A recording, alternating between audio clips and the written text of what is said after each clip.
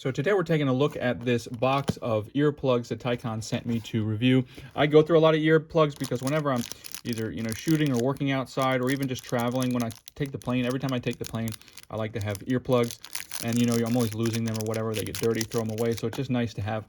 I wanted to have like a big box. So just check them out. They are compliant with ANSI standards down to 32 decibels. So let's see here. Let's see how they feel and stuff like that.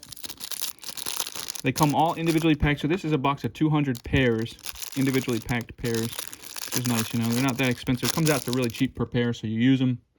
When you're done, you just throw them away. So we're looking at for them to be kind of hold their shape.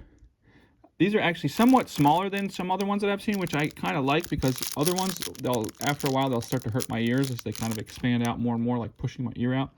These, I think, are just the right size for my ears anyways.